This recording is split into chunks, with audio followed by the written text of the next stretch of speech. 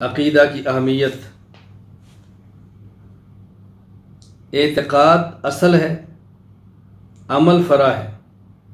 صحیح اعتقاد کے بغیر آخرت کے عذاب سے نجات ممکن نہیں، جبکہ عمل صالح کے بغیر نجات کی امید ہے۔ البتہ معاملہ اللہ تعالیٰ کی مشیت کے سپرد ہے۔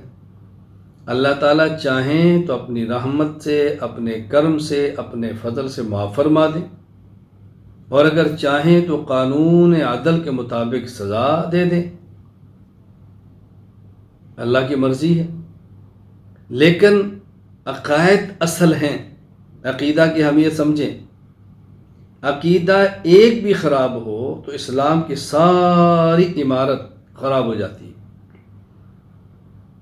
عربی ایک شعر ہے، ان العقائد کلھا اس لاسلام الفتح ان ذا امر واحد من بینہن فقد غوا۔ تمام عقائد انسان کے اسلام کی بنیاد ہیں، اگر ان میں سے ایک بھی عقیدہ چھوڑ دیا تو انسان گمراہ ہوگا۔ فارسی میں کہتے ہیں، خشت اول چو نہت معمار کچ تا سریا میر و دیوار کچ۔ اگر معمار، مستری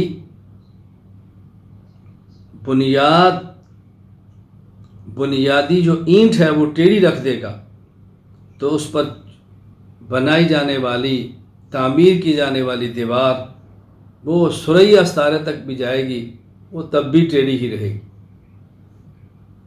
عقیدے کا صحیح رکھنا بے حد ضروری ہے۔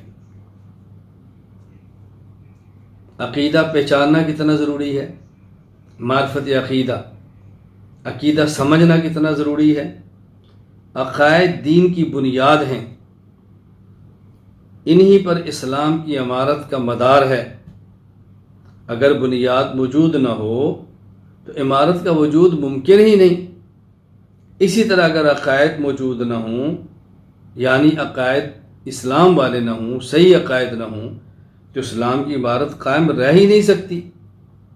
لہٰذا عقائد کو سیکھنا ہر مسلمان پر فرض ہے۔ عقائد کو سیکھنا ہر انسان پر فرض ہے۔ عقائد کو سیکھنا ہر انسان پر فرض ہے۔ حضرت امام اعظم ابو حنیفہ نعمان بن ثابت رحمہ اللہ تعالی متوفی 150 ہجری، الفقہ الاکبر حضرت کی تصنیف ہے، تفصیلی درس اس کا میں نے دیا ہے۔ اگر کسی نے سبق نہیں پڑھا تو میں ان سے گزارش کروں گا کہ احناف میڈیا پر موجود ہے، آپ مکمل سبق سن لیں۔ حضرت امام صاحب لکھتے ہیں، وَإِذَا أُشْكِلَ عَلَى الْإِنسَانِ شَيْءٌ مِّن دَقَائِقِ عِلْمِ التوحید، اگر کسی شخص کو عقیدہ توحید کی کوئی باریک بات ہو، سمجھ نہ آ رہی ہو، فَإِنَّهُ يَنبَغِي لَهُ أَن يَعْتَقِدَ فِي الْحَالِ مَا هُوَ الصَّوَابُ عِندَ اللَّهِ تَعَالَى۔ فی الوقت اس کا اعتقاد رکھے، اس کا جو بھی مفہوم ہے میں مانتا ہوں اللہ کی طرف سے ہے، مجھے نہیں سمجھ آ رہی، میں اعتقاد رکھتا ہوں، میری فہم سے بالا ہے، پھر بھی مانتا ہوں إِلَىٰ أَن يَجِدَ عَالِمًا فَيَسْأَلَهُ۔ ہاں، جب کوئی عالم ملے تو پھر اس سے پوچھے، پھر اسے سمجھے۔ وَلَا يَسْعُهُ تَأْخِيرُ الطَّلَبِ، یہ نہیں کہ عالم مل جائے تو پوچھے، عالم نہ ملے تو تلاش نہ کرے۔ عالم کو تلاش کرنا اس کے ذمے ہے، تاخیر کی کوئی گنجائش نہیں ہے، تاخیر کی کوئی گنجائش نہیں ہے، یہ خود عالم کو تلاش کرے۔ عقائد میں سے کوئی بات اس کو سمجھ نہیں آ رہی، اللہ تعالیٰ ہر جگہ پر بھی ہے، عرش پر مستوی بھی ہے، کیا معنی؟ کوئی میں مانتا ہوں، اس کا مفہوم جو بھی ہے میں مانتا ہوں، پھر نکلے علماء کی خدمت میں جائے، سمجھے، ان سے تاخیر نہ کرے۔ اتنی حضرت امام صلی رحمہ اللہ نے بات فرمائی ہے، اتنی مضبوط بات، اندازہ فرمائیں بظاہر کتنی سخت ہے۔ فرمایا وَلَا يُعْذَرُ بِالْوَقْفِ فِيهِ وَيُكَفَّرُ إِنْ وَقَفَ فِيهِ، کسی بھی انسان کا عذر قبول نہیں کیا جائے گا یعنی مجھے پتہ نہیں تھا، علماء موجود ہیں، تاخیر کر رہا ہے۔ اگر کوئی شخص توقف کرتا ہے اور نہیں سمجھتا اور عقیدہ کفریہ اختیار کیا ہوا ہے تو کافر ہی شمار ہوگا۔ یہ کوئی عذر نہیں کہ جس کو پتہ نہیں، یہ تو جانتا نہیں، اس کے علم میں نہیں تھا۔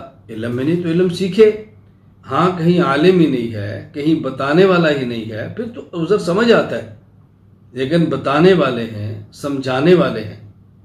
آج تو میڈیا کا دور ہے، آپ ہر کام میں میڈیا سے وابستہ ہیں، اور جب دین کی سمجھ آئے تو آپ میڈیا پر نہیں جاتے۔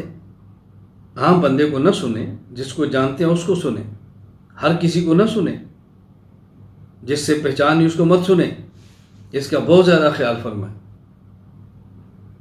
میرے ساتھ یہ تقریباً یومیہ کا مسئلہ ہے، اللہ کا شکر ہے اب کافی حد تک ٹھیک ہو گیا ہے، کافی حد تک ہمارے دوستوں کو بات سمجھ آ گئی ہے۔ یہ جی فلاں پوسٹ آئی ہے، اس پر جو حدیث پاک لکھی ہے صحیح ہے، یہ میں آپ کو بیان بھیج رہا ہوں، ذرا بتائیں اس میں جو حدیث بیان کی جا رہی ہے ٹھیک ہے؟ یہ میں آپ کو فلاں تحریر بھجوا رہا ہوں، کیا یہ ٹھیک ہے؟ میں نے کہا اللہ کے نبی صلی اللہ علیہ وسلم فرماتے ہیں دا ما یریبک الی ما لا یریبک، جس میں شک ہے اس کو چھوڑ دو، جس میں شک نہیں ہے اس کو لے لو۔ تم پک کو چھوڑ کر شک کی طرف جاتے ہو۔